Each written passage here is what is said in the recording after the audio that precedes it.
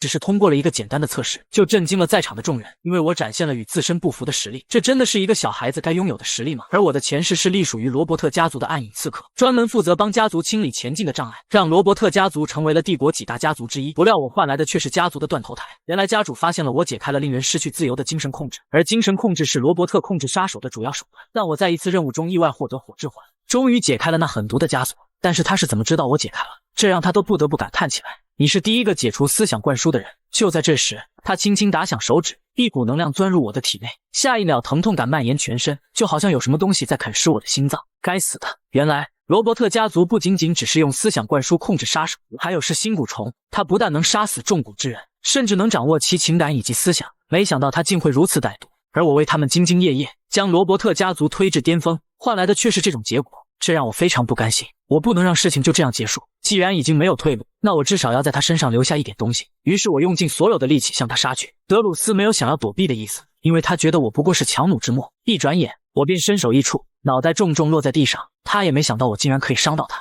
这还是第一次被养的猎犬咬伤。现在他死了，也不用再担心什么。德鲁斯被认为是西北大陆上最强的战士之一，很明显我不可能将其击败。难道我就应该这样认命吗？我很后悔无缘无故地过着这样的生活，一生都被魔鬼玩弄，后悔我没能完成我获得的机遇。不管是上帝还是魔鬼，如果你们听到我的祷告，请给我一次机会，我一定要亲手将德鲁斯杀死。与此同时，我手中的项链发出一丝微光。当我再次睁开双眼，却发现我的身体变成了小孩的模样，抱着我的女人是西尔维亚。我还是不敢相信，我转世成为这个女人的孩子。看着房子的装修规格，我知道这是一个相当富有的上流家庭，投胎到一个有钱有势的家庭，比投胎到一个普通的家庭要好，这样我就能获得足够的修炼资源。因为我要报仇，虽然我重新转生，但有一件事始终无法忘记，那就是我死前心中的愤怒和复仇。尽管现在的我只处在婴儿阶段，可我仍然记得火之环的修炼功法，还是罗伯特家族历史上最优秀的暗影刺客，可以尽可能长时间的抑制自己的情绪和欲望。现在需要更多的是耐心，因为我什么都不知道，现在自己所处的状况是怎样的，但我很好奇这到底是一个怎样的家庭。即使是罗伯特家族，也没有如此富丽堂皇的装饰。就在这时，一个女仆慌慌张张地跑进来，好像有什么紧急的事情。从她口中得知，是我的外公回来了。但是为何西尔维亚会如此紧张？当我朝门口看去，也被顿时愣住。只见一个气势磅礴的人走进来，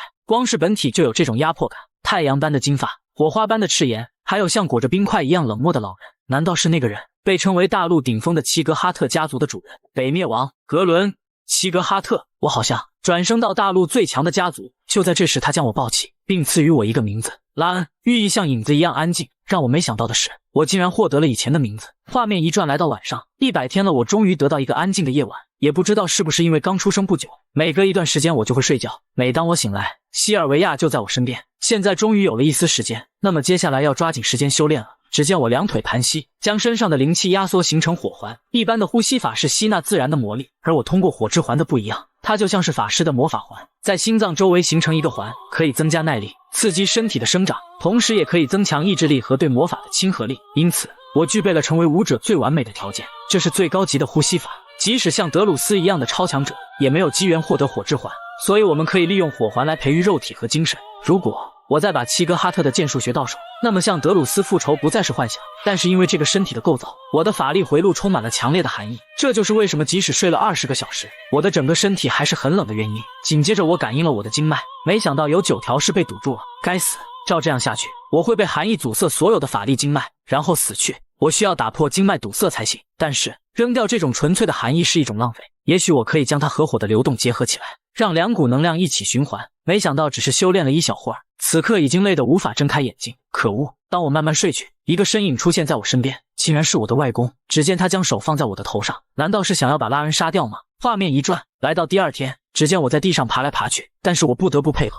虽然我的灵魂是成年人，现在我必须表现得像个婴儿，属实让我有点难堪。就在这时，一道声音打断了西尔维亚。见到他，西尔维亚却是非常开心，是一位慈祥的老人，他穿着朴素，当我看去却让我感到非常震惊。他该不会是布衣圣人吧？胜利和医术都是天花板的实力，是西北大陆上最著名的治疗师，但他经常外出游玩，一般人很难见到他。紧接着他抱起并询问我的名字，当他得知却是非常不可置信，竟然是影子的意思。随后便指责格伦给孩子取这样的名字，怕不是老糊涂了。紧接着他将手放在我腹中，经过一番探索，他的脸却是沉重下来。西尔维亚也是非常疑惑，是什么原因让圣人都觉得棘手？随后便得知我的身上患有苦寒诅咒，法力回路被一股极寒之意堵塞。先不说能不能成为剑士，及时治疗应该是不会死，但是就这样放着的话，活不了多久。闻此，西尔维亚平静的脸一下子变得害怕起来。原来是这个东西，怪不得我每天都会犯困。但这对我来说都不是问题，因为我凝聚的火环正在慢慢将其融化。就在这时，几滴水滴在我脸上。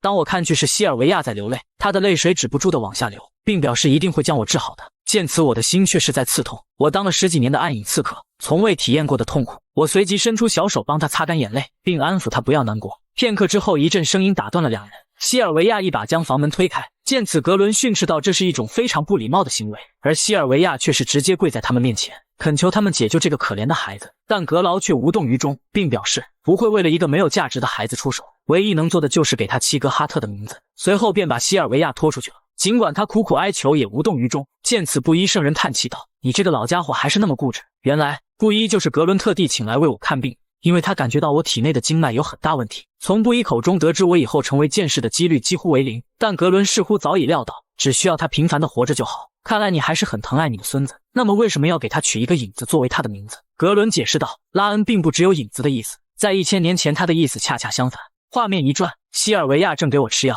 没想到这个药会这么苦，但确实让我的身体缓解了许多。这是我现在最需要的速成灵药，加速将我体内的寒气逼出去。转眼间，吃灵药修炼已经2年，托灵药的福，制作火环的时间提前不少。现在我完成了火之环一星，经过了2年的苦练，早上就陪西尔维亚和海伦玩。想必大陆上没有比我更努力生活的孩子，每天都是在午睡时间和休息时间进行练习。随着时间的流逝，又过了3年，现在我已经5岁了，而我的火环也学到了2星，花了3年时间，终于达成了。我对魔法也变得更敏感，这一切都要感谢信息框，只有我一个人能看见它。从完成火环1星时，这条信息和状态窗口就突然出现。刚开始我还不知道这则讯息是什么，经过一段时间的摸索我才了解。不过体力差和苦寒诅咒的状态仍然存在，即使我变成了2星，如果我没有喝火焰属性的灵药，想必要达到2星还需要很长一段时间。还有西尔维亚和海伦的每天照顾，他们把我照顾得这么好，肯定对我有帮助。现在我才5岁，还有很充足的成长时间。诅咒确实是个问题，但耐力也很差，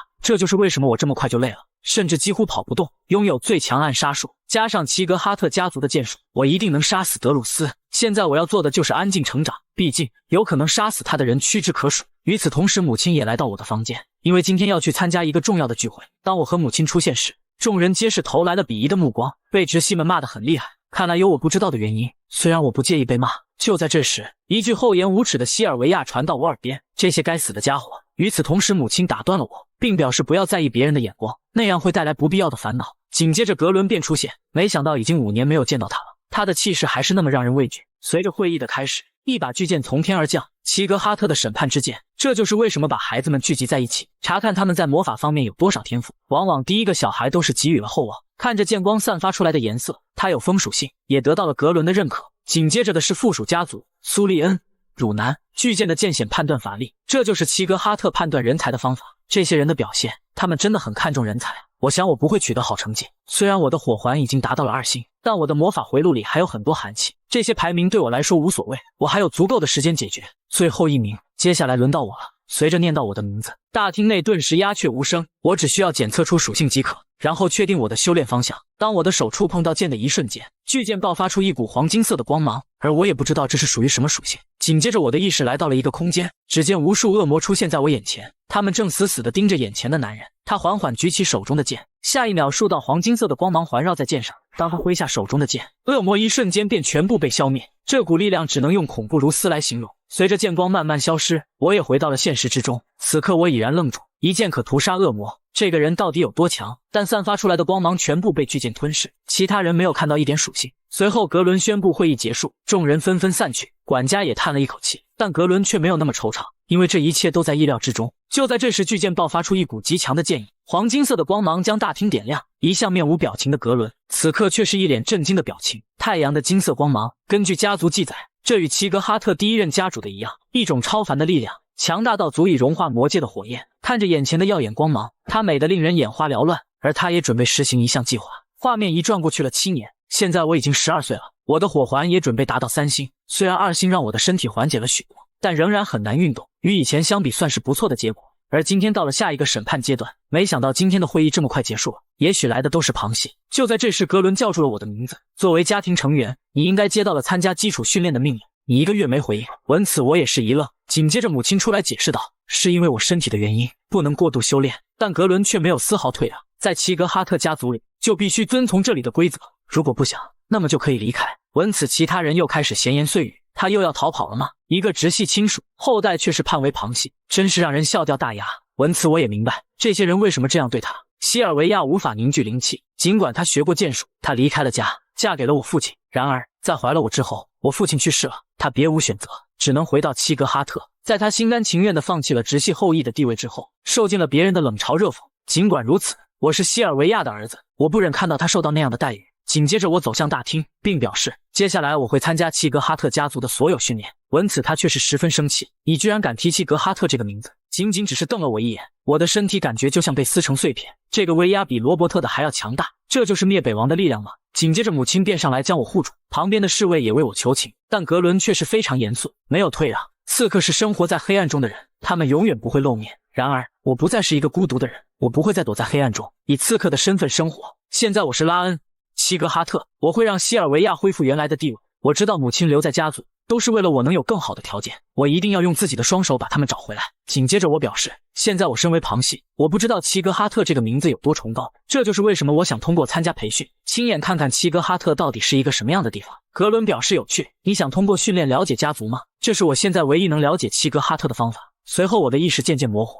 重重摔在了地上。利用我暗影刺客的知识以及火之环，在这个家族出人头地不是不可能。让你们看看一块小石头有多坚固。画面一转来到训练场，此人正是卡隆齐格哈特。从他派出去的人打听得知，拉恩是一个浑身疾病的人，但这让他非常疑惑，拉恩是如何扛下家主的威压。随后便派一名眼线安插在我的身边，观察我所有的活动以及身边发生的一切。另一边，格伦来到家族的第5训练场，只见一个红发男人正在休息。紧接着格伦表示别装睡了，闻此他打趣地笑了笑，没想到什么都瞒不过家主。此人正是光之剑里莫尔迪亚斯，你这家伙50年了还是一点没变。他则是笑着表示，精灵族的人可没那么容易老。而他也猜到了格伦来这里的原因，那么你来这里是因为你最小的孙子，对吧？此前西尔维亚来过了，让他没想到的是，我们的家主也来为他求情。紧接着里莫尔表示，第5训练场不接受任何人的管辖，即使涉及到你最小的孙子，我也不会例外。格伦则表示赞同，这让他顿时一愣。格伦说道，不要降低训练强度，在认为合适的时候可以增加训练，把那些没有意志力的过滤掉。难道连你的孙子也过筛选掉吗？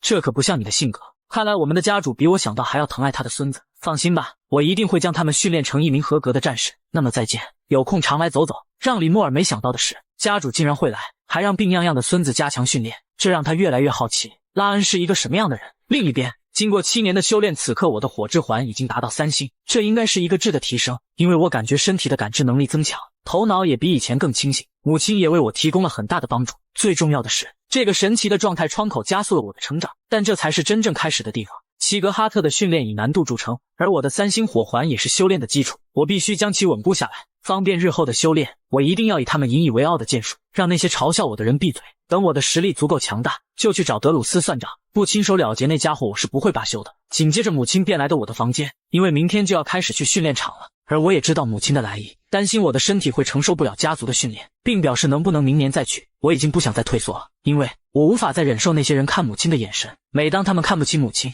我很沮丧，无法控制自己。所以我相信，当我变得强大起来，就没人敢看不起母亲。闻此西尔维亚也很欣慰。随后母亲向我说了一些过往，在一次任务遇到了我的父亲，但西尔维亚很难和他在一起，因为他是个普通的骑士，所以母亲摧毁了自己的法力回路，离开了齐格哈特家族，并且我还有一个大我2岁的姐姐，名叫西安。但这个美好的生活在一天被打破，母亲遇到了齐格哈特家族的敌人。由于父亲只是一个普通的骑士，当时父亲母亲很绝望，但是父亲尽了最大的努力，请了一队雇佣兵保护母亲。但是当时距离父亲太远，当雇佣兵赶到时，父亲和姐姐已经被残忍杀害。怀着我的母亲走投无路，重新返回了齐格哈特。这就是家族的人看不起母亲的原因，因为这听起来很自私。为了追求自己的幸福，他放弃了照顾家庭的责任。紧接着我表示，是您给了我新的生命，对我无微不至，即使别人说你自私，但你是我的母亲，无人能取代。我一定会让你重新回到家族的地位。闻此母亲流下了泪水。片刻之后，我安抚好了母亲，接下来我需要修炼一会儿，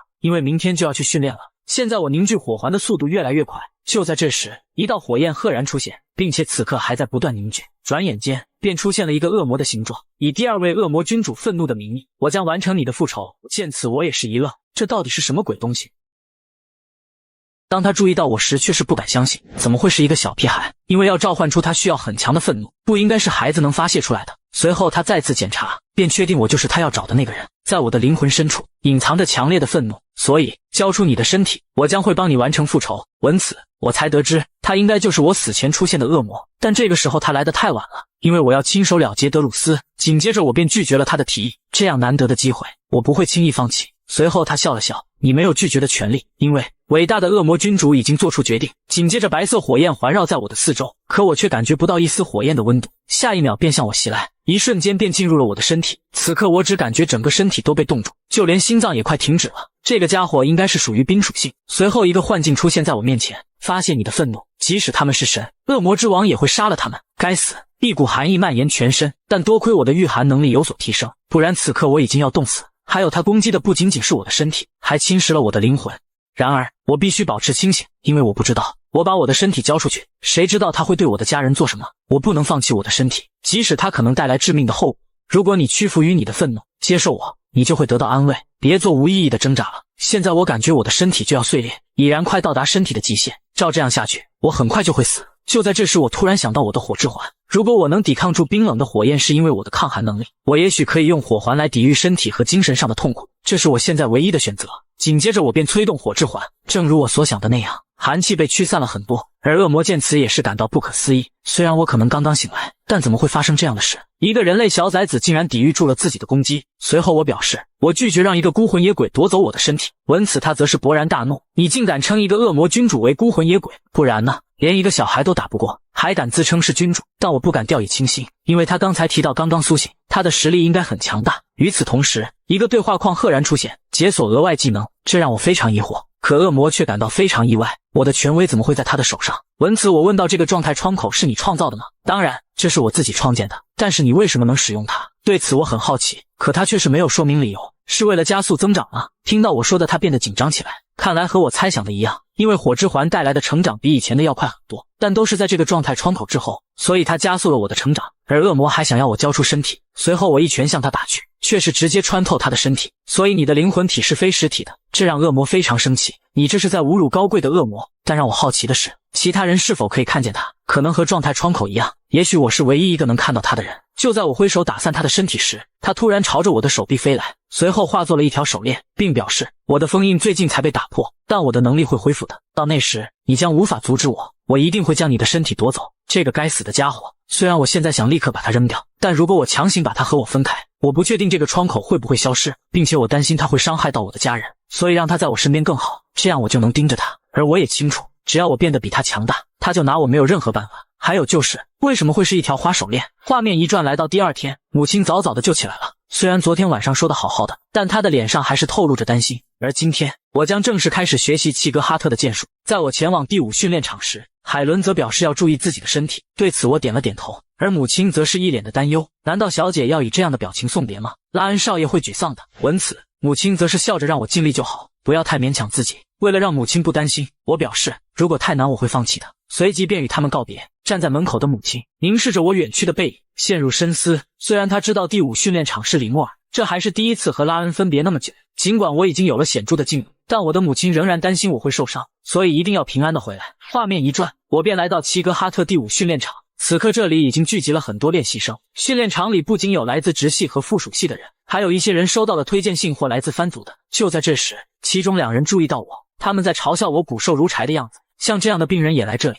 想必一定会半途而废。更重要的是，还带了一个这么难看的手环。闻此，恶魔很是生气，想一口闷了这2个没礼貌的家伙。我走上前，决定正面应对他们。如果你们有什么想说的，直接告诉我好了。你难道不知道不应该在别人背后说闲话吗？可2人却不知悔改，还拿庞基家族的身份压我，也不知道一个附属家族哪里来的勇气。闻此，其中1人更是想对我大打出手。正当我要出手之时，一道声音制止了他。在这里打架是想玷污齐格哈特的名声吗？此人正是家族的直系亲属巴伦齐格哈特。刚才十分嚣张的2人只能连忙道歉。紧接着他便上前训斥我，让我注意我的身份，并表示只要他愿意，随时都可以把一粒尘土抹除。如果你不想被赶出训练场，就给我老实点。他之所以针对拉恩，是因为我获得了家族的注意而嫉妒，所以现在就滚吧，像你这样的人不可能通过。我也毫不客气地回怼道，你说完了吗？你只是一个直系后裔，有什么资格对我大呼小叫？我想如果你去找你父亲抱怨，你也许能得到那个权利。闻此，巴伦十分恼怒。在这紧张的氛围中，总教官里莫尔出现了。所以，你们已经开始打架了吗？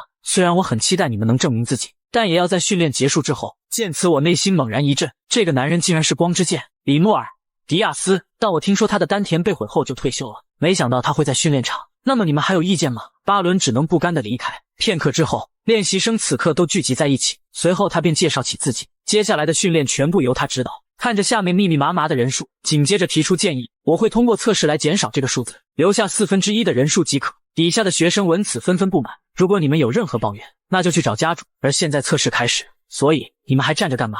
紧接着众人便开始跑起来。耐力和意志力是武术的基础，在我没喊停之前，用尽你们所有的力量奔跑。就在这时，恶魔对我现在的位置不满，为什么要跑在最后面？而我知道，这应该不是一个比赛，而是一个耐力测试。里莫尔是看一个人的潜力和性格，他不会只关注表面的东西，所以我必须要保存体力，坚持到最后。而众人最看好的就是巴伦与汝南，两人在队伍里十分突出，没想到12岁就有如此水平，他们的前途必然无可限量。与此同时，他们也注意到我，不出他们所料，我就是那最后一个。看我的样子，估计坚持不了多久了。但里莫尔却不这么认为，他觉得拉恩是一个非常有趣的人，他很久没见过像拉恩这样的人了。而里莫尔拥有一双特别的眼睛，除了那些大陆的最强者看不透，因为他们有里莫尔触及不到的深度。但眼前的孩子不一样，他一眼就可以看穿孩子的未来。可拉恩却让他感到非常奇怪，因为他看不到任何东西，这意味着我的潜力超出了他的想象。对此他觉得非常有趣。就在这时，前面的两人却因我在后面而嘲笑我，打赌我坚持不了10分钟。但他们不知道的是，奔跑对我来说只不过是家常便饭。在我的过去，罗伯特为了训练杀手，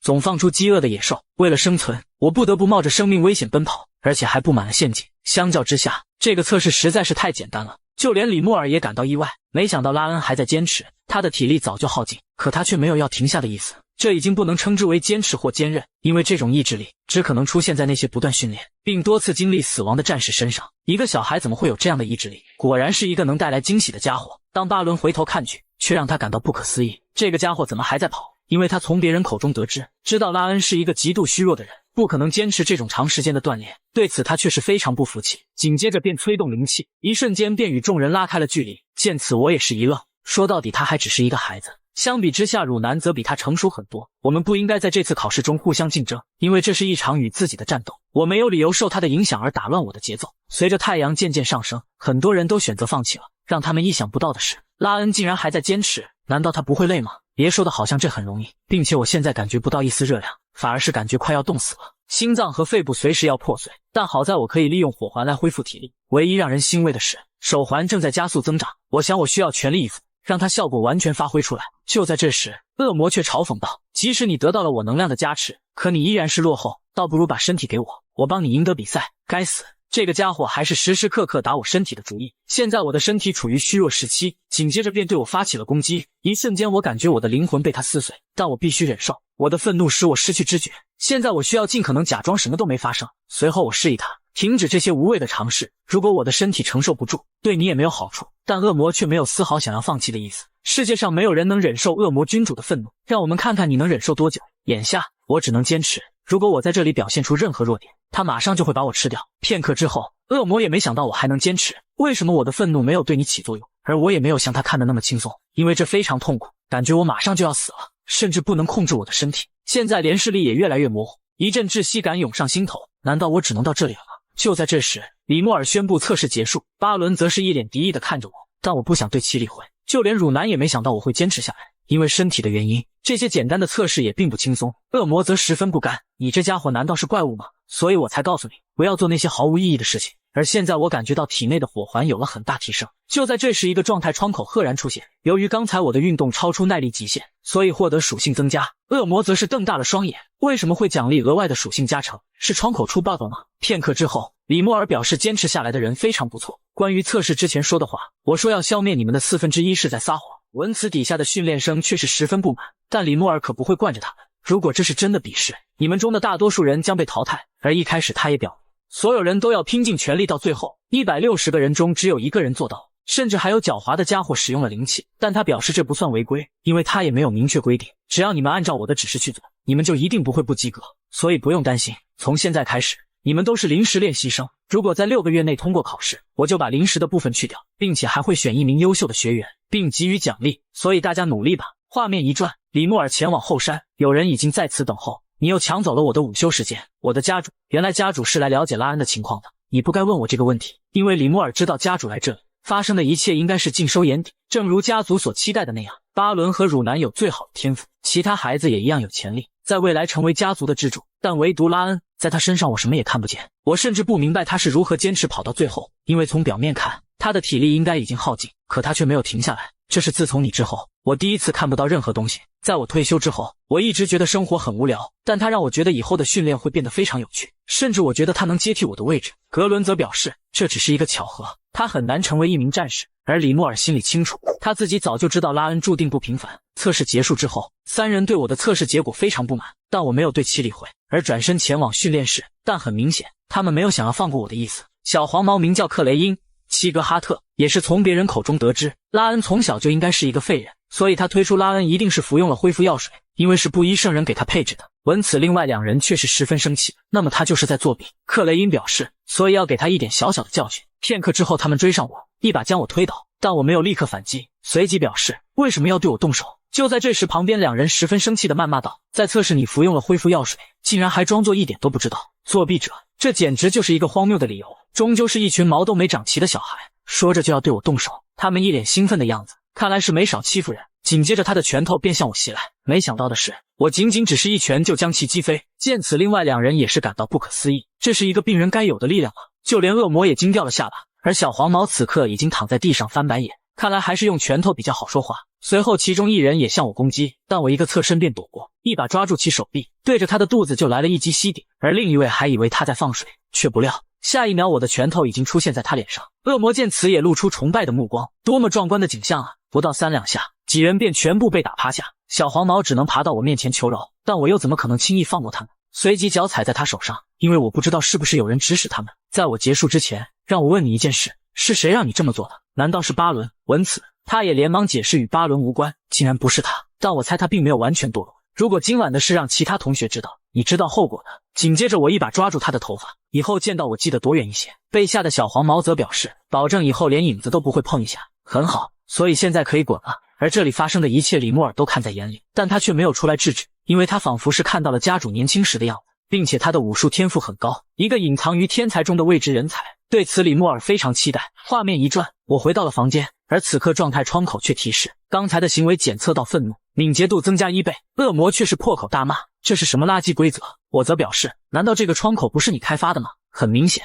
我从来没有在别人身上尝试过，你从我这里偷走了我的能量。对此我则表示无所谓，你这个忘恩负义的家伙。而恶魔心中打起了小算盘，紧接着表示给我提供一个建议，一个小小的赌约，如果你赢了，我会给你属性值，但如果你输了，你要承受我的愤怒，条件就是通过正式练习生考核，获得第1名。所以你说的是李莫尔提到的，在考试中以第1名的成绩成为正式练习生吗？恶魔对此表示肯定。那么这个随机特征是什么？他随即表示，这是恶魔拥有的特质之一，获得的技能会和你的等级匹配。还有失败在愤怒中制造10点情绪是什么意思？你获得的力量都是源自我的能量，可里面的愤怒感几乎为0，但如果你吸收了我的愤怒情绪，不管你的意志力有多强，你就再也无法控制自己情绪，而你的身体就归我掌控。说到底，他还是想要我的身体。从他到目前为止的言行来看，我不认为他在说谎，他甚至诚实地回答了我所有的问题。与潜在的回报相比，失败的风险相对较小，也许这是一个有毒的苹果，我别无选择。然而，我是一个转世的人，随后我便接受了他的赌约。恶魔也露出了满意的表情，凭借着我前世的经验，这场赌约我不可能会输。画面一转，来到几天后，只见所有人都累得躺在了地上，而李莫尔一直都在训练跑步以及一些简单的基础。对此很多练习生都不满，因为他们只想学习剑术，连巴伦也觉得只做基本的练习，剑术会生疏，随即就去练习剑术了。见此，恶魔也表示我应该跟着一起，而我则是清楚的知道，现在需要把基础打实，因为现在的身体太差，练习剑术纯粹是浪费时间。在此之前，我要锻炼我的力量和耐力。由于我的寒气，我的体力明显比别人差。对于成长和训练来说，基础是最重要的，我必须专注于增强我的身体。与此同时，汝南也注意到拉恩的异常行为，与昨天相比，他的负重增加了1倍。可汝南则是感到非常奇怪，如果努力训练，能举起的重量也会增加，但他一个虚弱的病人，每天举重的重量越来越大，这明显说不通，因为连他自己都不敢保证能在1周内增加20斤的重量。对此他非常好奇，是什么让一个病人有如此大的毅力？他觉得拉恩身上肯定有其他秘密。在好奇心的驱使下，他鼓起勇气来到我面前，并问道：“你为什么来这里？”对此我也不知道如何做出解释，我与他从未有过对话，但我也不想解释什么。就在这时，他嗅到了一股特别的气味，感觉身体一下子充满了力量，于是他一脸不可置信地看着我，随后他直接就坐在我旁边，因为我与他本来就不熟，他突然靠过来，气氛显得有些许尴尬，下一秒他便锻炼起来，随他吧，反正也没影响到我。当我起身去旁边时，他却是跟在我后面。齐格哈特家的小孩怎么一个个都这么奇怪，这让我百思不得其解。而汝南则是默默的锻炼，他明显感觉到，在闻到那股淡淡的清香之后，身体变得轻盈许多。多亏了这个，现在能举起比以前重得多的重量。而我也非常好奇，你为什么要跟着我？但他却表示不知道。好吧，怎么感觉比我还奇怪？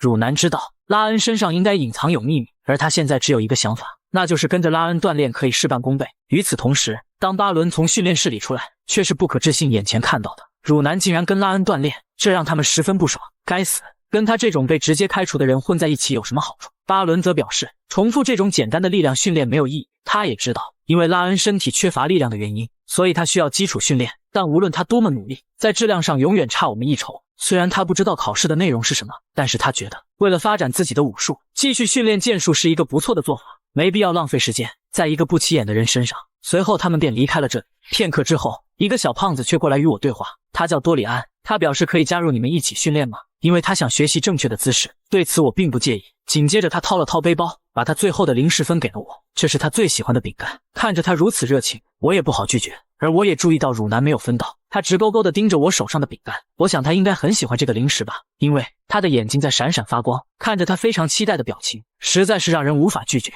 现在我身边又多了一个怪人，在接下来的时间里，我们每天都是做着最基础的锻炼。虽然我以前都是一个人在训练，但是有几个人一起锻炼，这种感觉还不错。随着时间一点点流逝，转眼就过去了6个月。自从训练开始，每天都是冒着生命危险拼命锻炼。训练的第一天，那些挡在我前面的人的背影，如今已经看不见了。而现在，我前面只剩下2个人。今天终于到了家族考核的日子，所有的练习生家属都会来到现场，见证他们的训练成果。恶魔也提醒道，你可不要忘了和我的赌约，如果你没能超过他们获得第一，那你就准备好接受本王的愤怒吧。对此我则表示，没有到最后一刻，这一切都是一个未知数。而趴在地上的多里安却引起了我的注意。你趴在那里干什么？原来是多里安太过紧张所导致的。所以你是有焦虑症吗？与此同时，汝南打断了我，随后他拿出来一块饼干。对此我表示不饿。巴伦也对我充满了敌意，为什么我身边都是他们这样的人，一个比一个奇怪。在观众席上的母亲和海伦也注意到我，他们非常的高兴，因为我这几个月的变化很大，并且还交到了一些朋友。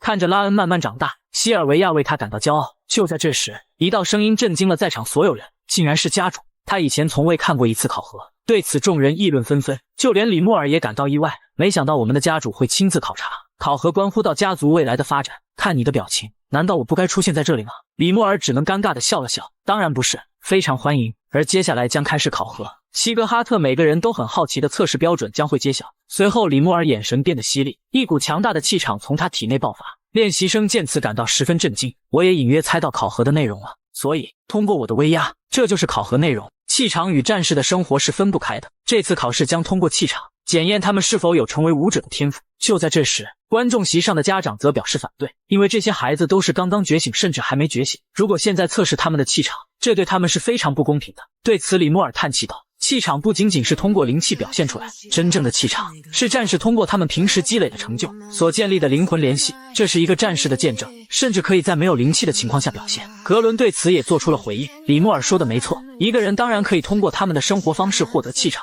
即使没有灵气的人，也会因为训练的难度而承受巨大的压力，从而使气场显现出来。我相信你们现在对这个测试没有任何问题，所以测试正式开始。第一位，汝南、苏利昂。随后汝南便向前走去，你只需要在我施加的气场下触碰到我，就算通过。如果你拿出在训练中的毅力，全力以赴的话，你应该能够克服的。那么开始吧。下一瞬，一股强大的气场从李莫尔身体爆发出来，这使得汝南根本无法直视。对此李莫尔也做出了引导，如果你使用灵气，你会立即失败，用你在训练中养成的意志力来克服它。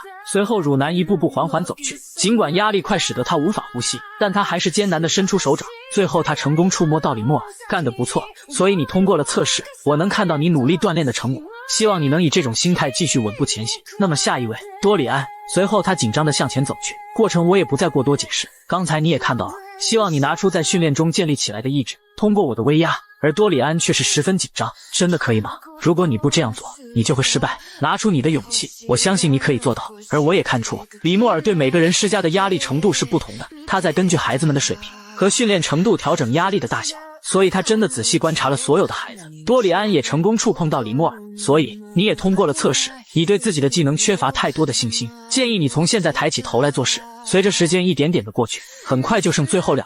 下一个，巴伦·齐格哈特，我相信你已经准备好了，让我们马上开始。下一秒他就感受到李莫尔的强大气场，所以考试就是抵抗住压力接触到他吗？那么汝南他们是怎么坚持下来的？在威压下，他感觉无法再向前一步。对此李莫尔示意，你绝对比任何人都有天赋，在这些人能与你比较的屈指可数。然而你和听你话的那些人一样，都是在浪费时间，空洞无物的剑术，失去了真正的目的，又有什么意义呢？你们应该做的不是磨练剑术，而是锻炼身体和意志力。每当遇到坚持不了的事情，就开启灵气。如果你现在也用，我马上给你不及格。闻此，巴伦想起了哥哥不合格的遭遇，无法忘记父亲那双冰冷无情的眼睛。如果他失败了，相信他也会被父亲无情丢弃。而最后巴伦也凭借着自己的意志，成功向前移动，并触碰到李莫尔。你还只有12岁，希望你不要再用成年人的训练方式，你应该要一个适合你年龄的。如果你一直抬头看，终有一天会被树枝绊倒。那么现在还剩下最后一个，拉恩·齐格哈特，你是最后一个了，你准备好了吗？对此我表示肯定。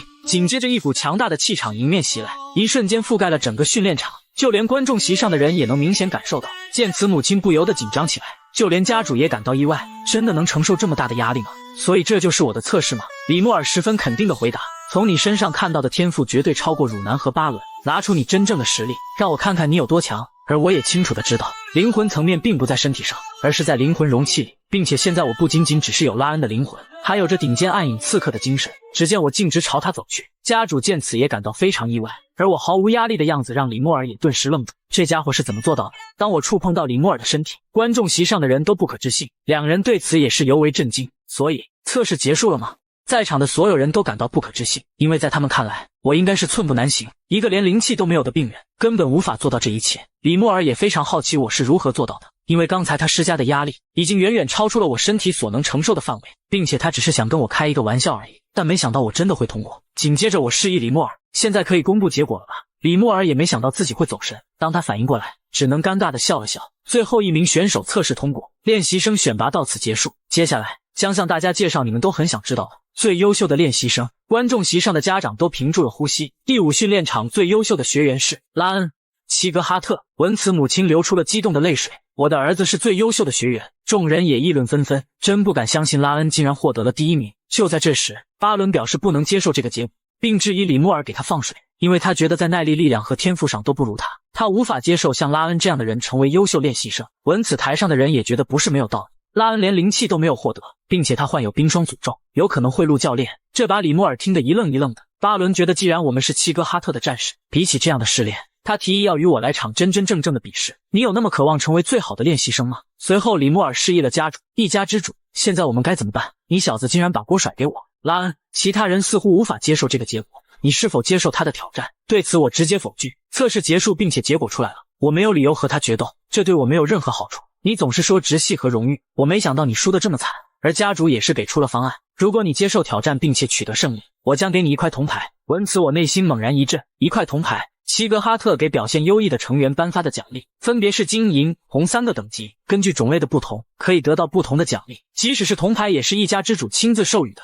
这确实是无法拒绝的条件。既然家主也对我的位置不满意，那么我接受他的挑战。巴伦则是一脸敌意看着我，这一次我一定会获得最优秀的练习生。如果你们使用灵气或武器，将被取消资格。那么比赛开始。随着裁判令下，巴伦便快速朝我突击，他的拳头朝着我重重挥来，紧接着是一击神龙摆尾，但都被我抵挡下来。在这个年纪他有这般力量，确实是同辈中的佼佼者了。见此，巴伦使出了父亲教他的拳技虚空虎拳，他的攻击一下子变得迅猛起来。在别人看来，我只是在不断赌你比我还弱，还是从旁系来的，你竟敢抢我最好的练习生职位。巴伦之所以这么在意第1名，都是看到哥哥的遭遇，在父亲的压力下只能不断努力，只为能在父亲面前证明自己，所以挡在我前面的人通通都要打败。但对拉恩来说，即使他的速度再快，也不至于被他击倒。与此同时，我感觉他的动作变慢了下来，并且可以很清楚地看见他的攻势。紧接着他一跃而起，发动最后的攻击。结束了。拉恩·齐格哈特，你不会真的以为就这样结束了吧？只见我不断蓄力，与他使出了同样的拳法。下一秒2只拳头相互撞击在一起，没想到的是，巴伦竟然是被击退那个，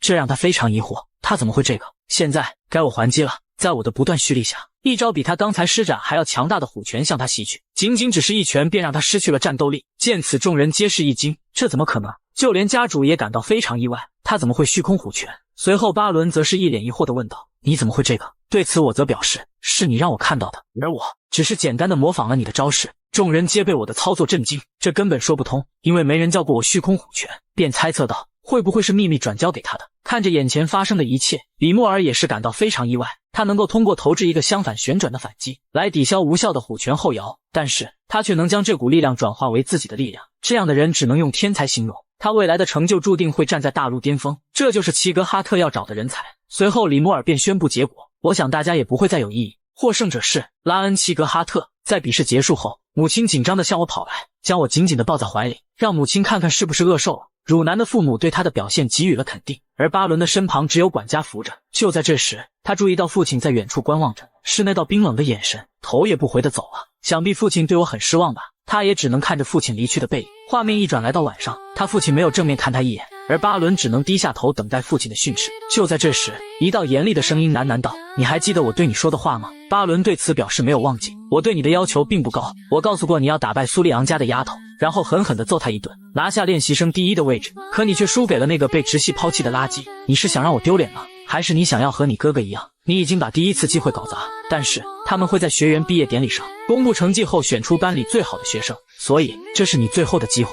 如果你还想保持直系亲属的身份，那就去把握机会吧。这让巴伦十分恼怒，都是那该死的家伙，我明明已经很努力了，还输给了那样的垃圾。不知不觉他就走到了训练室，原来是他已经习惯了来这里，没想到一下子就过去了6个月。紧接着他缓缓推开房门，训练结束后这里就变得冷清起来，这就是他经常锻炼的东西吗？与此同时，他看到远处的储物柜，并且注意到我的名字，我看一眼应该没问题，对吧？而且我也不是偷东西，但他看见里面的东西却让他猛然一震，里面堆满了一箱磨损的鞋子，一眼看去就能看出这里有10多双，所以他6个月就消耗这么多吗？想想自己也才换了2双，现在仔细想想，他是真的非常努力，不管在什么时间段，他一直在那里锻炼。训练室和跑场处处都有他的影子，当我忽略了基本技能，挥舞着剑炫耀的时候，或者当我舒服的在宿舍里休息的时候，他表现出来的是齐格哈特真正的训练方法，而我一直在做相反的事情。就在这时，一道声音打断了他，是一块哑铃掉落到地上，看着地上的哑铃，还有他手中破损的鞋子，他若有所思，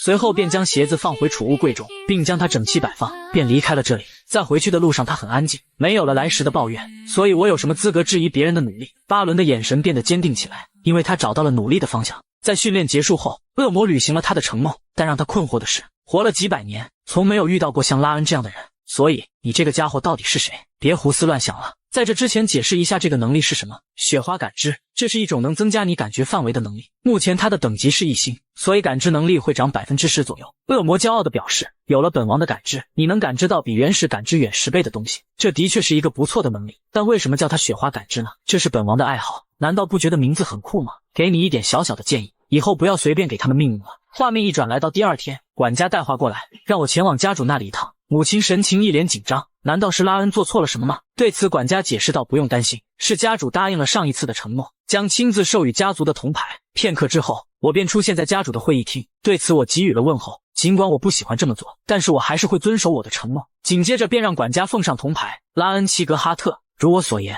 我将授予你1块铜牌，你可以用这个换取与它等同价值的武技或者功法。看着眼前的铜牌，我犹豫片刻，那么我是否可以问您一件事情，关于西尔维亚？闻此，格伦眉头紧皱，我该怎么做才能让我母亲的地位恢复到以前的样子？此刻两人感到非常意外，没想到拉恩会问这样的事情，所以你想问的是让他恢复直系的地位。对此我给予了肯定。与此同时，我感觉家主一下子变得温柔起来，这是什么情况？如果真的想让他恢复地位，最好的办法就是成就，让整个家族都认可的成就，但这并不像听起来那么容易，在这里得到别人的认可，就像从天上摘一颗星星，这几乎是不可能的，尤其是像你这样的小屁孩。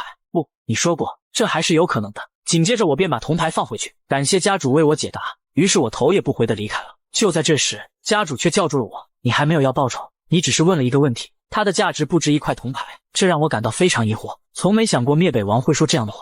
那么说出你的愿望，我现在确实是有一些想要的东西。我随即表示，我需要一门修炼功法，家主示意我当开始基础训练时，教练会教你的，但我需要的是比基础训练教的还要好的功法。我想换一门抵得上铜牌价值的功法，因为单单靠我以前的修炼功法是完全不够的，我需要变得更加强大。帮助母亲恢复家族地位，当然还有德鲁斯的脑袋。我需要一门更强的修炼功法。对此格伦也没再多说什么，只见他打响手指，紧接着一扇大门缓缓打开，一个巨大的书库出现在我眼前，密密麻麻的书籍将我环绕。所以这就是齐格哈特家族的书库吗？当我抬头看去，足足有3、4层楼那么高，这么多的书籍我该如何选择？格伦随即表示，你只需要站在中间伸手感受，你最需要的书籍就会出现。竟然不能自己挑选，那么事情就变得麻烦了。随后我便伸手想象着，比以前暗影杀手的功法好一点就行，希望出现一些有用的东西。会是什么功法呢？与此同时，书库的书都听到了我的祈求，一本封面有着岁月痕迹的书籍缓缓移动，随即飞到空中，发出耀眼的光芒。在我看来，它是一本又破又旧的书籍，但家主内心却是猛然一震，就连管家也露出了不可思议的表情。为什么会是这一本？你是怎么做到的？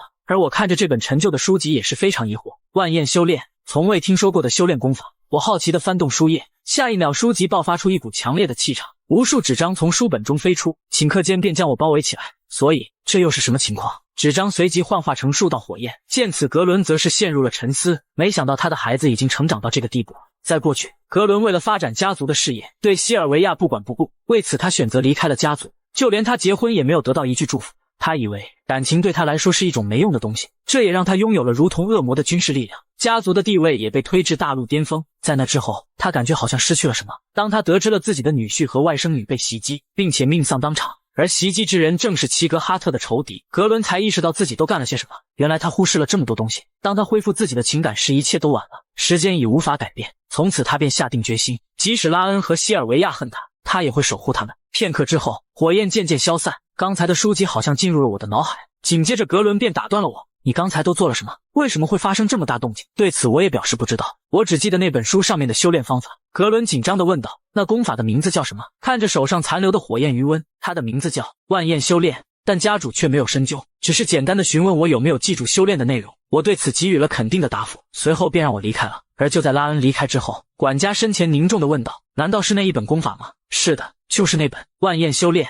这是齐格哈特家族第1代家主的修炼功法，在家族历史上没有人能读懂或修炼它，真不敢相信功法竟然选择了它。而管家则表示，如果这是传开，拉恩和西尔维亚都将陷入危险之中。格伦解释道，不用担心，因为没有人认识这一门功法，如果不是拉恩，想必他烂在书架上也不会有人知道。而格伦也察觉到，在未来即将掀起新的风暴。当我回到家中，让我疑惑的是，格伦为什么把这门功法给我？因为它的价值已经远远超过铜牌的价值，就连金牌想必也无法兑换，并且已经超过火之环修炼功法，算得上顶级的修炼功法。紧接着我便进入冥想，只见一团火焰出现在眼前，这难道是功法的本源吗？当我伸手尝试将其控制，却无法触摸到火焰，看来没我想的那么简单。经过几次的简单尝试，都以失败告终。我始终难以将灵气聚气到一起，我不指望一次就能学会这么顶级的修炼技术，但我还是要想办法克服灵气问题。就在这时，恶魔打断了我，看起来你修炼好像很艰难，给你一点小小的建议，你应该小心应对，因为如果有人在你修炼的时候打扰到，这可能会成为一个大问题。就算你会掌握功法，也许你会因此变成一个废人。尽管我听起来他好像在计划什么，但他说的没错，万焰修炼是通过吸收自然的法力，在丹田处凝聚成灵气。如果有人在重要时刻打扰我，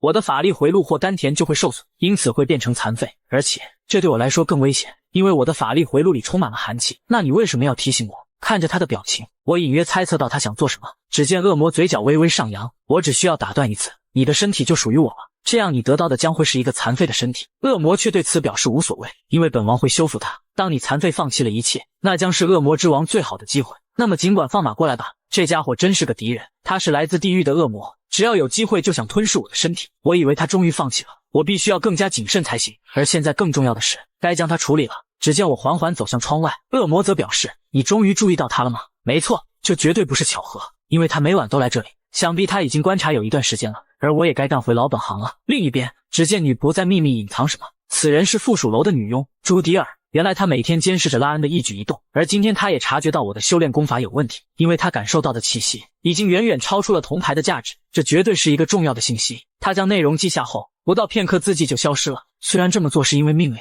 但拉恩还只是个孩子，他不知道还要在拉恩背后隐藏多久。随后他将纸张放到河流中，看着它慢慢飘去，随即轻叹一口气，今天的任务算是结束了。殊不知一把短刀已经架在他脖子上，如果再动一下，你就会死。而女仆连呼吸都只能屏住。现在你可以看向湖面，当他看清却是一脸震惊，竟然是拉恩齐格哈特。那么他身上的杀意是怎么回事？紧接着我示意他从你进入附属大楼的第一天起，我就能感觉到你窥探的目光，所以你得到一些有用的信息了吗？”闻此，他内心猛然一震，他怎么会知道这件事情？因为他没有留下任何可疑的痕迹，难道都是他假装的吗？现在按我说的，把嘴巴张开。随后我将一颗药丸快速放进他嘴里，而药丸在他口中瞬间消失。紧接着我将水中的纸张拿起，上面竟然没有任何信息，所以这是一份需要特定反应才能阅读的编码文件，对吧？让我猜猜看，水火土风还是月光？身为顶尖暗杀者，这一点可难不倒我。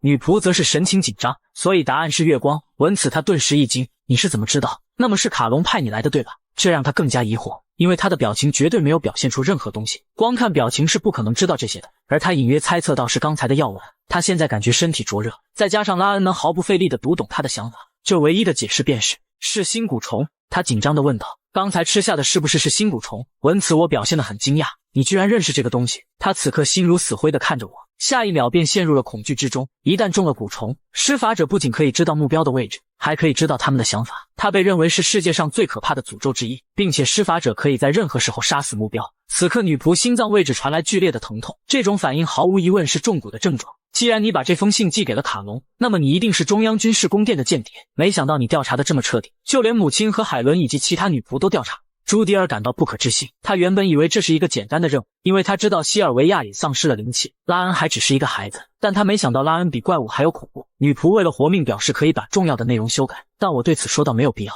那只会让卡隆意识到你的无能，因为我已经有了一个完美的计划。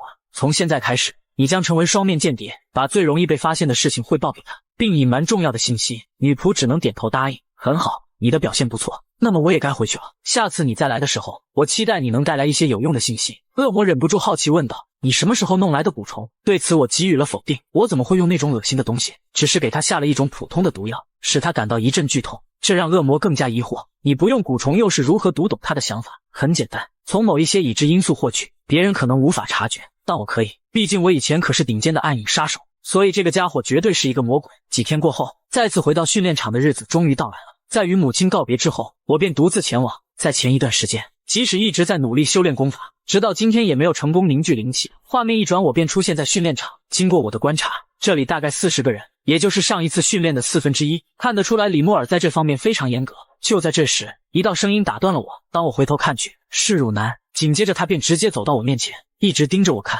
而他这么做是有原因的。就在几天前，汝南告知了拉恩帮他训练的事情，那么有没有跟人家道谢？而汝南则是呆呆地说道：“请了他吃饼干，但在训练后没有感谢，因为父亲不让我与男孩子说话。”闻此，母亲笑了笑，表达感谢与性别无关紧要。如果你得到了帮助，一定要问候并感谢他们，这是一个人最基本的礼仪，所以不要忘记跟他道谢。紧接着，汝南对我说了声谢谢，但我却是一脸疑惑地看着他，就连恶魔也是一脸呆愣，因为我也不知道发生了什么。随后多里安也朝我打招呼，刚一见面他就对我说了一大堆。正当他夸我获得第1名时，巴伦却出现在他身后，这可把他吓一跳。但巴伦对此并没有理会，而是朝我走来，并直勾勾地盯着我。他不会是又想找我麻烦吧？可下一秒他竟然对我道歉，因为在之前的比赛中他表现得过于自大，但并不意味着我要放弃，不管付出多少努力，我一定会再次站在你面前。在说完之后，他便转身离开了。没想到一个小孩子竟然会承认自己的错误，恶魔却表示应该揍他一顿。你这家伙冷静一点。随后只见李莫尔缓缓走来，实在抱歉，让各位久等了。所以你们都准备好了吗？紧接着他对我们表示祝贺，因为我们成为了真正的练习生，而接下来将进行下一步训练。现在加入了更多的训练项目。就在这时，一道声音打断了李莫尔的讲解。当众人的目光看去，只见一个女孩出现在众人面前。对此他十分不满，是谁把大门关得这么紧？多里安见此感到非常震惊。随后李莫尔向我们介绍，他是上一届的留级生玛莎·齐格哈特，接下来他将会与你们一同训练。紧接着他便打断了李莫尔，而他却是向众人询问谁是最优秀的练习生，因为他无法容忍比他差的人成为第一，所以先来打一场吧。紧接着我便上前，我就是获得第1名的练习生。对此他轻蔑一声，你看起来一点也不像，不过没关系，只要打一场就知道了。说着便想要动手，就在这时巴伦却出面制止了他，你这样做不觉得很没尊严吗？闻此玛莎很是生气，你小子敢跟前辈这么说话。随后扭头向巴伦走去，但巴伦也没有畏惧他，我建议你考虑清楚再说下句话。巴伦严肃地说道，拉恩是被教官和家主认可的最优秀学员，你这是在质疑他们吗？玛莎却是嘲笑起来，我听说你当时闹的动静很大，不是吗？正因如此，我才提醒你不要像我之前那样有失颜面。看来巴伦的心性发生了很大改变。与此同时，汝南也站了出来，并挡在我身前，随即表示让他离开这里。见此，玛莎表示有趣，难道这就是朋友之间的友情？你们这样的弱者就是这样互相照顾吗？随后他便缓缓离开了。我想如果我继续说下去，我就是那个犯错的人。只见他低声喃喃道，比起傲慢的家伙，我更讨厌躲在别人身后的懦夫。下一瞬，他便绕过两人出现在我面前，而他的速度已经超出了两人的反应。紧接着他的拳头向我袭来，但我只是一个侧身便躲过了他的攻击，并把他的招式化解，这让他感到非常意外。就在这时，我的拳头也重重朝他挥去，爆发出的力量瞬间便把我们弹飞。其他人见此感到不可思议，玛莎没想到他居然被击退，这让他十分不甘，感觉是受到了侮辱。紧接着他便开启气场，一瞬间地面也随之凹陷。正当他抓拳头想再次发起进攻时，李莫尔制止了他，而李莫尔出现在他身后，他竟然无法察觉到一丝。你是不是太看不起我了？被人当作隐形人的感觉非常不好，即使你凭借气场将其击败也是胜之不。不过等他有了气场，你想打多少就打多少。玛莎只能十分不甘地离开了，但恶魔却是十分生气。你应该把他切成碎片，丢在冰里冻他10000年也不解气，至少你该教训他一顿。但我对此表示还不是时候，既然他想与我战斗，他一定会再次来找我的，而第1名这个位置就是引诱他最好的筹码。现在只能安心的等待，下一次我让你看一个更有趣的。画面一转，过去了1个月，在拳法练习结束后，迎来了短暂的休息时间。在开启拳法的练习后，巴伦感觉到难度提升了很多，因为2星的虎拳想要提升到3星，需要的不仅仅只是简单的练习。但有一个人却是例外，尽管拉恩才练习拳法1个月，他就学会了7种拳法，并且剑术的进度也赶上了巴伦。不过，似乎巴伦不是唯一一个对他的成长感到压力的人。你也被追上了吗？玛莎·齐格哈特。玛莎对此也十分不解。他也知道这是他第一次学习拳击，但他的成长速度却是令人感到窒息。汝南和巴伦则是不同，因为他们早早就接触了拳法练习。与此同时，他的法力经脉被寒气堵塞，又是如何能坚持锻炼一整天的？按照这个进度，他迟早要被超越。玛莎拥有令人恐惧的才华，自从被收养到齐格哈特之后，一直是同辈中的佼佼者，超越了很多直系和附属系的成员。他一直是别人口中的天才。但拉恩出现后却让他感到无比焦虑。就在管家接他回家的时候，明显察觉到玛莎的反常，对此管家则是示意他不用太过担心。每个人对拉恩的表现都非常吃惊，但你不可能会被他打败，这让玛莎十分困惑。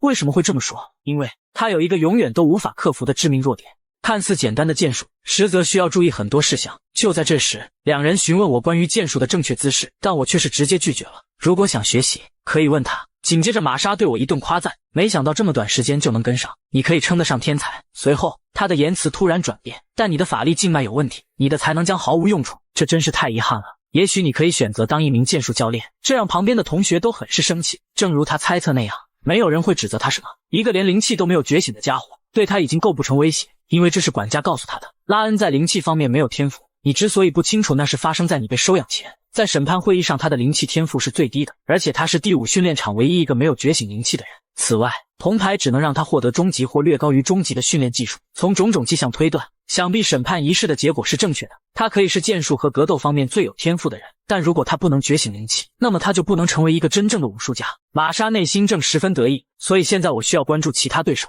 就在这时，他发现汝南在远处一直盯着他，并示意他赶紧离开这里。对此他却没有生气。是的，我要走了，因为他要去参加更高级的训练课程了。画面一转来到晚上，今天的训练到此为止吧。没想到剑术训练会这么有趣，而前世在战场上，我学的不是武术，而是生存战术，唯一能提高的是我的暗杀技巧，甚至无法尝试学习其他东西。现在我找到了比那些更有趣的事情。与此同时，恶魔表现得一脸生气，因为玛莎在背后辱骂我，但我因为太专注于剑术训练，所以并没有在意他说什么。我跟你说过，现在与他发生冲突没有任何好处，并且就算我不使用功法，也可以轻松将其击败。当我打开房门时，汝南正捧着一个盒子站在门口，这让我非常疑惑，他怎么来这里？随后他打开盒子，从里面拿出一颗灵石，当我拿在手上时感觉凉凉的。汝南随即示意我吃下它。作为一名刺客，我学会了不吃别人给的任何东西，但是我相信汝南不会害我。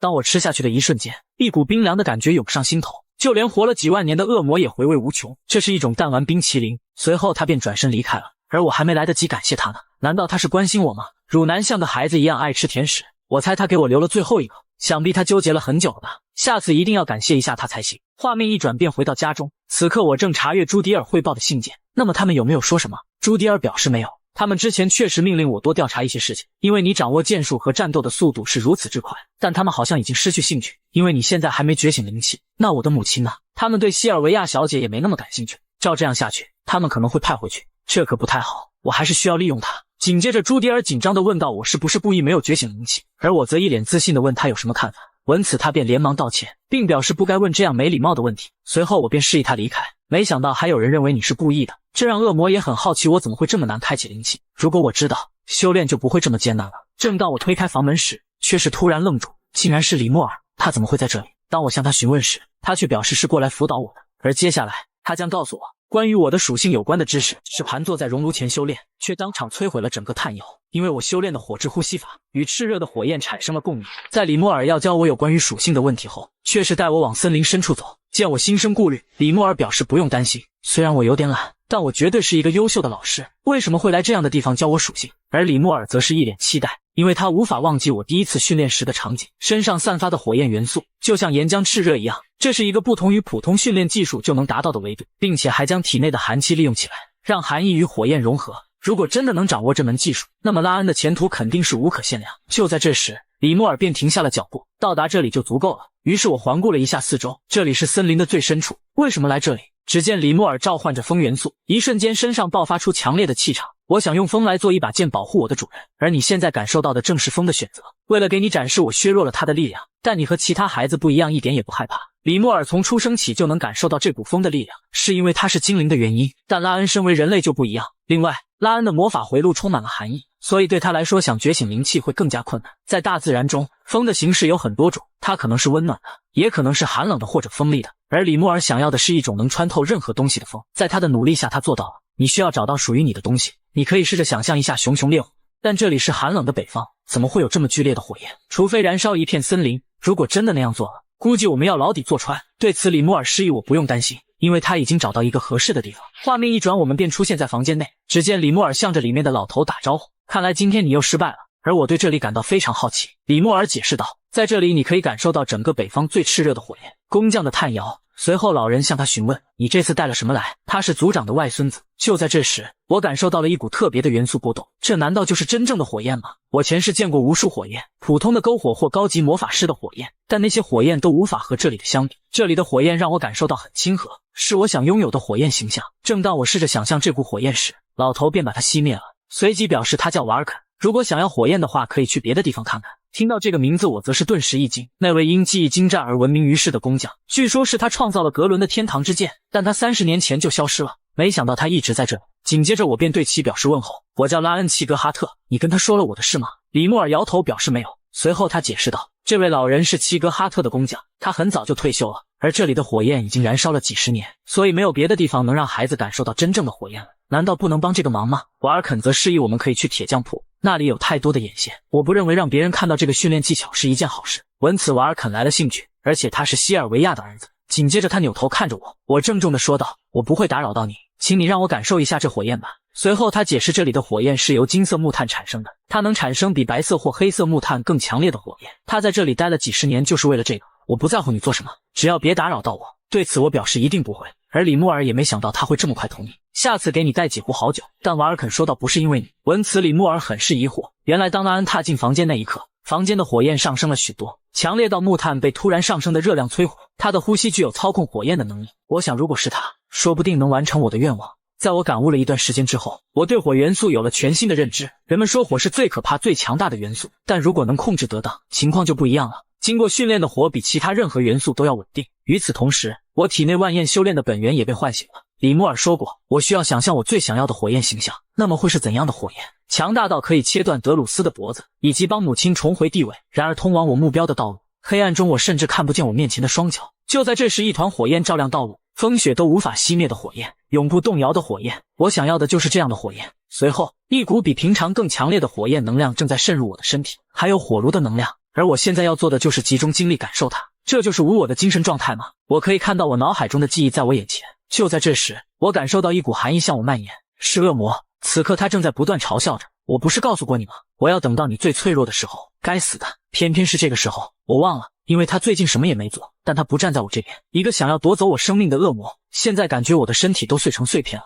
呼吸也越来越困难。现在我陷入了一个两难的处境，放弃抵抗我就会被恶魔吞噬，停止万焰修炼我的经脉将被烧毁。我需要把法力集中起来，想出一个完美的方案才行，但我的意识正在衰退。与此同时，恶魔也在迷惑我放弃抵抗。你的身体和灵魂现在是我的了，你的人生和努力都是毫无意义的，和那个在炉子上工作的人没什么不同。而正是恶魔的嘲讽提醒了我，我可以利用火炉，尽管这样做很危险，但目前只有这一个办法了。熔炉加热的是自然魔力，而熔炉本身拥有焚尽一切的力量，我现在必须要接受它。恶魔也是愣住，你是疯了吗？伴随着我的能量转换，瓦尔肯察觉到不对劲，下一秒熔炉的火焰变得躁动起来，烧了几十年熔炉从未见过如此强烈的火焰，到底发生了什么事情？就在这时，他注意到拉恩，火炉都烧成这样了，他怎么浑身在颤抖？于是瓦尔肯呼喊我的名字，但没有得到任何回应。就在他准备上前时，里莫尔却阻止了他，我们现在不能打扰到他，因为他已经进入无我的状态了，如果我们碰他一下，他肯定会马上吐血身亡，所以这就是你说的他身体内的含义吗？里莫尔神情紧张看着拉恩，你一定要坚持下来。而火炉狂暴的能量涌入我的身体，恶魔也被我的操作震惊。你不知道这是没有希望的吗？我知道，但那又如何？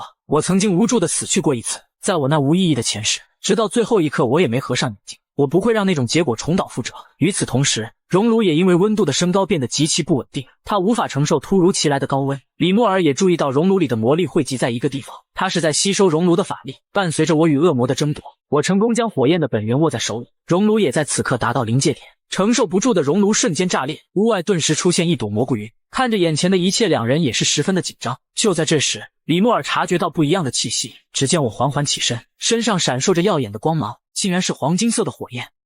火焰与寒冰本该是无法共存的属性，可却同时出现在男孩身上，而男孩竟能将这两股能量融合，使其相克相生。拉恩与恶魔的博弈结束后，他的身上散发着黄金色的光芒，苦寒诅咒也得到了解除，并且成功习得万焰修炼功法，苦寒诅咒转换的灵气提升至2星。事情的结果比拉恩预期的要好多。就在这时，一个窗口再次出现，由于忍受了愤怒给你带来的苦难，所有属性都将增加3个点作为奖励。拉恩见此也是愣住，难道是在做梦吗？就在一瞬间，我完成了我花了几年时间才完成的事情，这可把恶魔看自闭了。你怎么能忍受那种情况？所以我告诉过你，尝试是没有意义的。虽然拉恩嘴上是这么说，但这次他确实差点死了。即使我们走得很近，但恶魔也是敌人，所以不能再放松警惕了，不能让他发现自己的弱点和秘密。与此同时，瓦尔肯问到拉恩的身体情况，对此拉恩给予了肯定，我现在好多了，感谢您的帮忙，但我很抱歉把火炉弄坏了。瓦尔肯表示不用放在心上，只要人没事就好。随后瓦尔肯注意到一旁的火焰不对劲，紧接着他便取出里面的木炭，竟然变成了黄金色的。相传黄金色的木炭只存在于传说之中，看来我是比较幸运的。这就是我之前跟你说的，它比白色木炭更坚固，比黑色木炭更持久的木炭。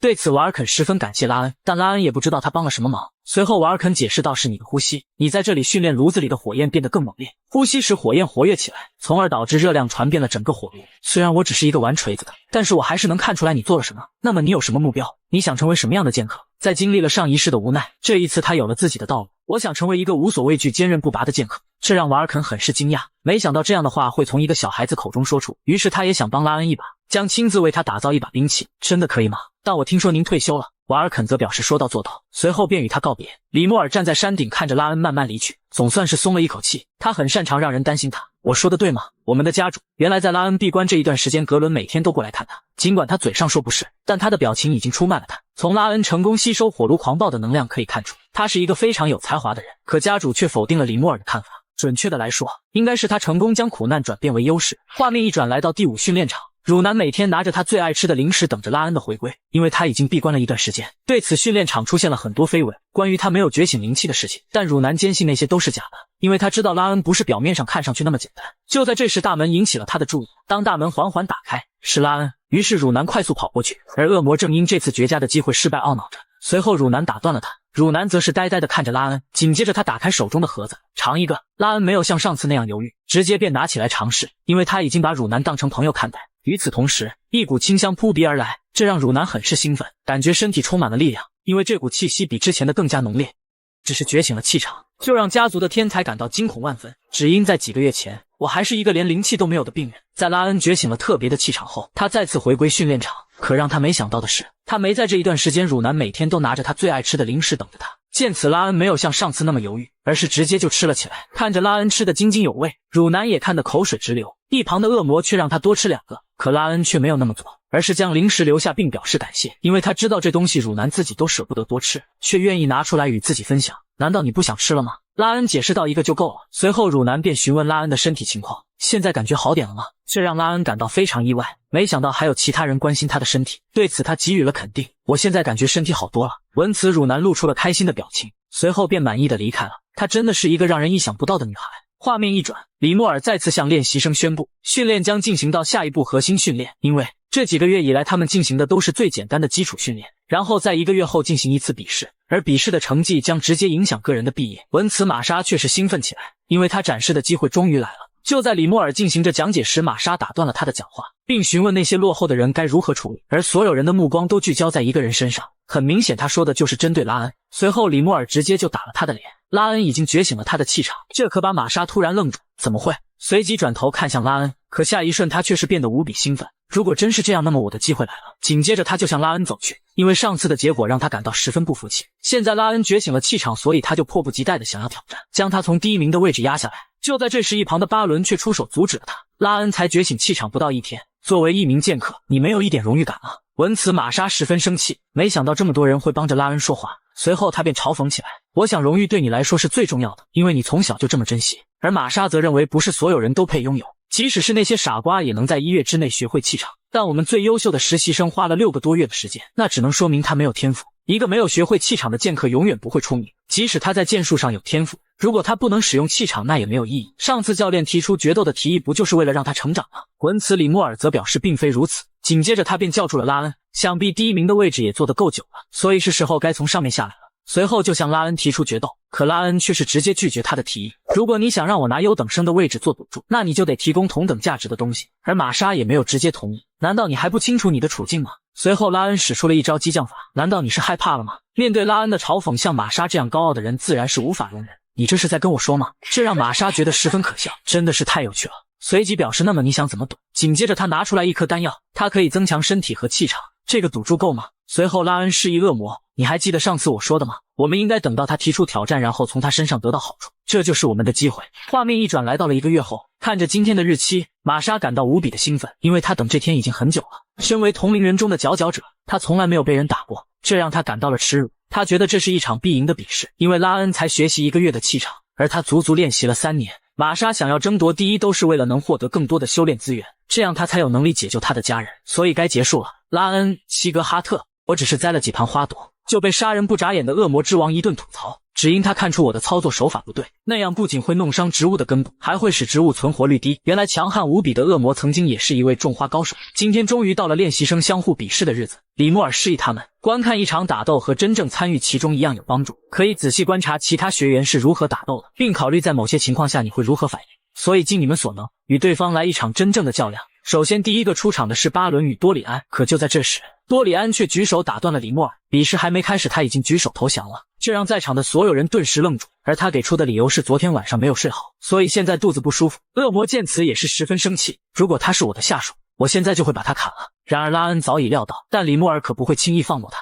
你至少需要尝试一下，即使你输了，我相信你会学到一些东西。见此，多里安只能无奈的答应。当他再次出现时，已经趴在地上投降了。随后李莫尔也对他们的比试做出了点评。巴伦还是无法控制好自己的情绪，如果你做得好一点，你5招之内就能搞定他了。多里安还是老问题，你为什么一直逃避？如果你好好战斗，相信你可以表现得更好。那么接下来的是汝南和克雷因，伴随着教练的一声令下，克雷因则是先发制人，对着汝南来了一记劈砍，而汝南则是神情淡定，没有一丝慌乱的表现，仅仅只是一招普通的抬手架剑，克雷因手中的剑就被击飞了出去，这让他顿时不知所措，怎么会这样？随后李莫尔便示意他们比试结束。克雷因，你表现得太过于紧张，你必须要学会如何放松自己手中的剑。而汝南的反击虽然表现得不错，但气场使用的还是不够。伴随着时间的流逝，最后出场的是拉恩与玛莎，而此刻的玛莎早已等得不耐烦，对着拉恩不断挥舞手中的剑。一旁的同学见此也是胆颤心惊，尽管他的攻击很凌厉，可在拉恩眼里这些都是小把戏，很轻松的就化解了他所有的招式。而拉恩仅仅只是一击简单的挥剑，就让他差点拿不住手中的长剑，他也因此露出了攻击破绽。下一瞬，拉恩的剑径直朝他挥去，吓得他连忙拉开距离。可玛莎丝毫没有意识到自己的狂妄，反而对拉恩进行嘲讽：我以为你挡不住我的剑，不得不承认你的确有点剑术天赋，但仅限于剑术。紧接着他便开启气场，一瞬间就爆发出了一股极强的气势，像你这样没有强大气场的人能有什么未来？下一秒他就来到了拉恩的身前，伴随着他一声呐喊，手中的剑朝拉恩猛劈而下，却被拉恩架剑化解了攻势。没开启气场的拉恩显然有些许吃力，剑攻击被拉恩抵挡。玛莎还在不断嘲讽，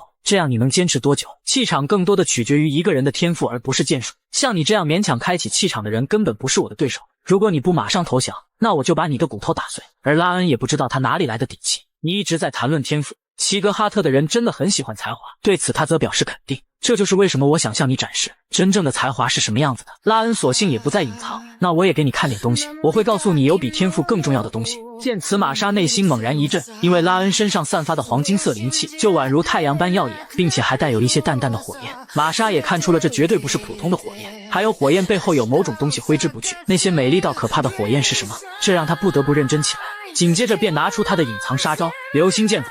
拉恩也看出这是将所有灵气汇集在一点的招式，看来他想一招决定胜负。我承认你很坚强，但你不能阻止我成为第一。言罢，猛然发力朝拉恩袭去，下一瞬两道剑气交错在一起，两人的气场掀起了滚滚气流。场外的练习生也是感到不可思议，拉恩怎会如此强大？伴随着烟雾渐渐消散，只见一截断剑插在地上，玛莎也因反弹的力量太大而失去了意识。拉恩则是淡然地看着这一切，虽然你有着不错的天赋，但你却忽视了一个人的意志力。画面一转来到第二天，我只是栽了几盘花朵，就被杀人不眨眼的恶魔之王一顿吐槽，只因他看出我的操作手法不对，那样不仅会弄伤植物的根本，还会使植物存活率低。原来强悍无比的恶魔曾经也是一位种花高手，在击败了玛莎之后，他当晚就把赌约的丹药送来，而正是这枚丹药使得拉恩的火环突破了4阶。准确的说，之前所做的努力被这颗丹药激活，很多东西都得到了增强，但提升最大的是防御性。也正因如此，恶魔的愤怒对我已经造不成什么影响。另一边，家主也得知了拉恩击败玛莎的事情，这件事听起来就让人难以置信，因为玛莎可是修炼了4年的气场，这想必与拉恩觉醒的特殊灵气有关，普通的气场根本就无法与之抗衡。尽管他只是修炼了1个月，李莫尔也同意家主的看法。